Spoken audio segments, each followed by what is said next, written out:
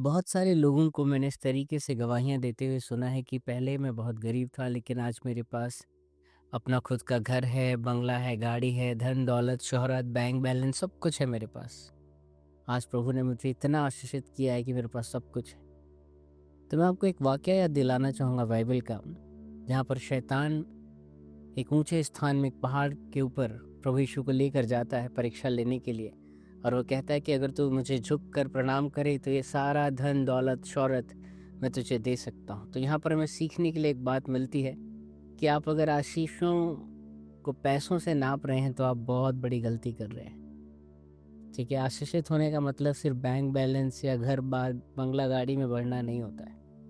आप अगर देखेंगे पौलुस के बारे में, तो पौलुस कहता है कि उपवास करने में, मार खाने में, जागते रहने में, नंगे उघाड़े रहने में, बहुत से कष्टों में भी, क्लेशों में भी मैं प्रभु को धन्यवाद देता हूँ। तो आपको क्या लगता है कि पौलुस आशीषित नहीं था? जी हाँ, बंगला, गाड़ी, दौलत ये सब आशीषों का एक साइन हो सकता है। ये भी प्रभु की ओर से आता है, लेकिन ज़रूरी नहीं है कि ये हर बार प्रभु की ओर से आ रहा हो। इवन शैतान भी आपको अमीर बना सकता है। जी हाँ, वो पुराना अजगर, old serpent also can make you rich. असली आशीषें क्या है? असली आशीषें ये हैं कि आपका जो व्यक्तित्व, पुराना मनुष्यत्व अब आपसे दूर हो गया। अब आप एक नई सृष्टि हैं, आपके घर में शांति है। अब आपके अंदर एक प्रभु का उत्साह और आनंद हम देख सकते हैं। तो स्वर्गीय आशीषों के बारे में आप क्या सोचते हैं? बाइबल कहती है कि स्वर्ग में धन इकट्ठा करो।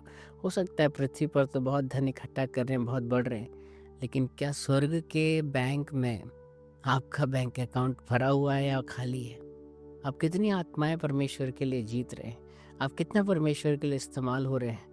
कितना आप पहले से अपने आप को एक नए मनुष्य के रूप में देखते हैं? कितना आप अपने अंदर एक शांति का अनुभव करते हैं? आपके घर के अंदर कितनी शांति है? आप लोगों से किस तरीके से बातचीत करते हैं? आप व्यक्तित्व में, है ना, अपने आप चरित्र में आप कितने धनी हुए? बहुत सी ऐसी स्वर्गीय आशीष है। आपको कितने परमेश्वर ने दान वरदान दिए हैं? मैं आत्मिक दान वरदानों की बात कर रहा हूँ। आपके अंदर परमेश्वर ने कोई ऐसे पवित्र आत्मा के फल भरे हैं?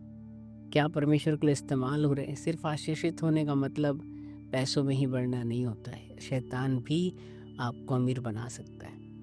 तो जो लोग आज गरीबी में हैं, जो हो सकता है फाइनेंशियली या धन के तौर पर, पैसों के तौर पर बहुत ज़्यादा नहीं बढ़ रहे हैं, उन लोगों को निराश होने की ज़रूरत नहीं है कि परमेश्वर उनसे नाराज़ है या गुस्सा है या वो आशीषित नहीं हो रहे हैं, है ना। आशीषें दो तरीके की होती हैं, एक भौतिक आशीष है और एक स्वर्गीय आशीष है, आत्मिक आशीष है। तो हो सकता है ये दुनियावी तौर से ये मटेरियलिस्टिक चीज़ें आपके पास ना हो, लेकिन हो सकता है कि आपके पास एक ऐसा स्वर्गीय धन है जो दुनिया नहीं देख सकती, लेकिन वो आपका परमेश्वर जानता है।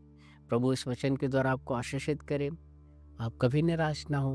बाइबल में लिखा है कि मैं तुम्हें सही समय पर आने पर तुम्हारा प्रतिफल तुम्हें दूंगा।